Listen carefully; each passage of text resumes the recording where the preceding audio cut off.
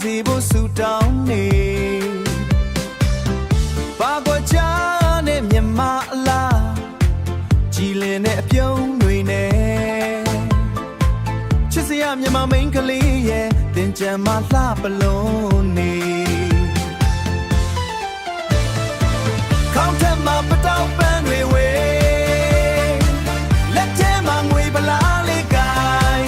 င်လို့လေရှုံးလဲတဲ့မြဝန်းအိမ်နဲ့မြစ်တာရည်စင်ပတ်ပြန်ပေးနှစ်သက်မှာအေးချမ်းပါစေနှစ်သက်မှာအေးချမ်းပါစေရွှေပြီးတောင်းနဲ့မိမလားလေအိုးစီတန်ဒိုးပတ်တန်တွေပြန်လွင်လို့ညံနေပြီလေငွေဖလားတွေကနန္တာကြီးအပူတွေငိမ့်အေးစေရိုးရလှကို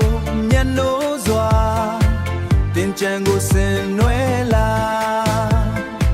ဒီနေ့ရဲ့ရေကစားပွဲမှာသူမလေးကအလှဆုံးပါပဲ